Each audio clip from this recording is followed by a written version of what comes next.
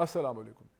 गुज़श्ता दिन एक video blog में मैंने आप सबसे ये रिक्वेस्ट की, इस्तदा की कि आप लोग जहाँ कहीं पे भी हैं, अपने घर में, महल्ले में, सड़क पे, अपने वर्क प्लेस में, स्कूल में, कॉलेज में, यूनिवर्सिटी के अंदर, आप लोगों को चाहिए कि आप लोग ज्यूरीज़ क्रिएट करें अपने लोगों की, और juries of reasonable men and women.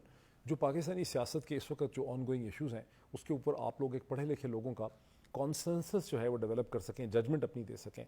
और मैंने कहा कि आवाज़ खल्क को निकारा खुदा समझो, इसके बड़े बेहतर नताइज निकलेंगे अगर आप चीज़ों को खुद से डिस्कस करेंगे। आज मैं दो इशूज़ जो हैं आज के संडे के दो आपके सामने रखता हूँ। पहला इशू पहले पार्ट में और दूसरा इशू सेकंड पार्ट के अंदर। पहले इशू का ताल्लुक इमरान खान साहब ने जो बड़ी तेज़ तुंद आज एक प्रेस ब्रीफिंग की है उसके साथ है। वो टुकड़ा उसका एक छोटा सा मैं पहले आपको सुनाता हूँ कि ये तासुर दिया जा रहा है कि जनाब इमरान खान और हमारा एक ही केस है। मेरे पास पैसा दिखाना था कि किस पैसे से लिया, वो मैंने दिखा दिया। तो कौन कह रहा है कि मनी ट्रेल नहीं है? सारे पेपर्स मेरे अवेलेबल हैं, ये अदालत में दिए हुए हैं। कोई भी चाहता है चेक कर सकता है। मैं आपको लेटर दूंगा। कोई चाहता है कि इनलैंड रेवेन्यू जो इंग्लैंड के अंदर है, मेरे जो जितना मैंने टैक्स दिया, कोई भी चेक करना चाहता है, मैं उसको लेटर दूंगा कि जाके इनलैंड रेवेन्यू को उनसे पूछो कि मैंने कितना टैक्स दिया था। उससे पता चल जाएगा शायद मेरी इनकम भी, लेकिन जो इनकम है मैं दिखा चुका हूँ।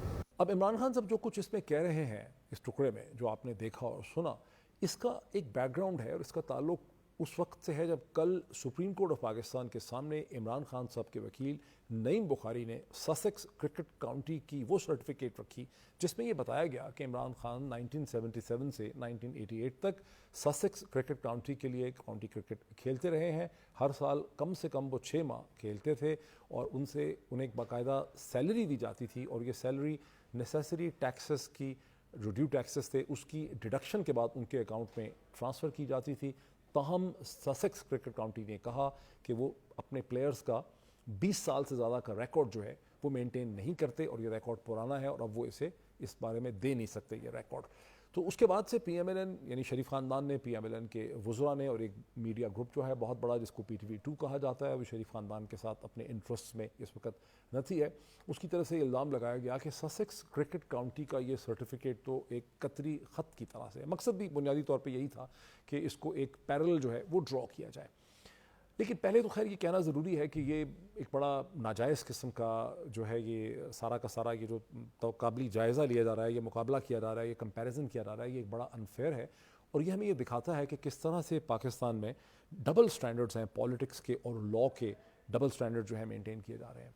इसलिए कि इमरान खान साहब जो हैं उन्होंने तो कभी पब्लिक ऑफिस होल्ड ही नहीं किया, और चूँकि पब्लिक ऑफिस होल्ड नहीं किया इसलिए कि इमरान खान की पॉसिबिलिटी होना कि वो रियासत के फ़ंड्स को, ये पब्लिक के फ़ंड्स को मिसयूज़ कर सकें और उससे ज़ाती तौर पे अपने आप को फ़ायदा पहुंचा सकें, इसकी पॉसिबिलिटी तो कभी पैदा होती ही नहीं है।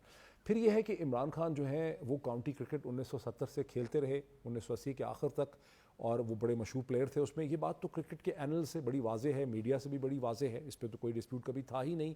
और फिर ये कि जब उनसे हनीफ अब्बासी साहब की एप्लीकेशन के ज़रिए, पिटीशन के ज़रिए बनीगाला के असासे मांगे गए घर के, तो वो उन्होंने फ्राहम कर दिए। फिर उनसे सवाल पूछा गया कि पैसा पाकिस्तान कैसे पहुंचा, उन्होंने वो मनी ट्रेल भी दिखा दिया। फिर उनसे कहा गया कि लंदन का अपार्टमेंट आपने कैसे लिया था, तो उन्होंने कैरी पैकर जो वो सीरीज़ खेलते रहे, जो वर्ल्ड 11 की सीरीज़ थी 1980s में, उसका भी उन्होंने रिकॉर्ड जो है वो दिखा दिया। और अब उनसे कहा जा रहा है कि 70s का अपना आप ट्रेल लेकर आएँ, और अब उसमें जो उन्होंने ऑफ़र किया है वो बड़ी इंटरेस्टिंग है और उसको समझना बड़ा ज़रूरी है। इमरान खान जब ये कहते हैं कि मैं साइन करने को तैयार हूं, तो कानूनी तौर पे वो ये कह रहे हैं कि मैं आपको डेटा डिस्क्लोजर कॉन्सेंट देने के लिए तैयार हूं, यानी वही डेटा डिस्क्लोजर कॉन्सेंट जो JIT शरीफ ख़ानदान से मांगती रही, लेकिन शरीफ ख़ानदान ने कभी JIT को या सुप्रीम कोर्ट ऑफ पाकिस्तान को वो data disclosure consent form sign करके नहीं दिया। अब फ़र्क क्या?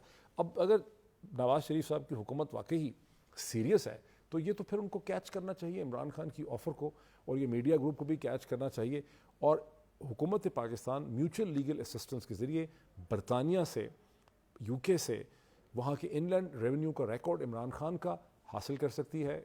बरतानिया में आप में से बहुत से लोग काम करते हैं। बरतानिया में हर वो शख्स का प्राइवेट सेक्टर में हो या पब्लिक सेक्टर में हो, उसका एक नेशनल इंश्योरेंस नंबर होता है, NIN नंबर, और तमाम रिकॉर्ड उसका टैक्सेस का जो है वो उसके थ्रू जो है वो मेंटेन किया जाता है। तो बड़ा आसान काम है कि इमरान खान साहब की जो भी इनकम रही है 70s में, उस पर क्या टैक्सेस थे, कितनी इनकम थी, उसका तमाम रिकॉर्ड और डिटेल जो है वो नवाज़ शरीफ साहब की हुकूमत MLA के ज़रिए, म्यूचुअल लीगल असिस्टेंस के ज़रिए हासिल कर सकती है। اب پرابلم کیا ہے؟ پرابلم بہت انٹرسٹنگ ہے.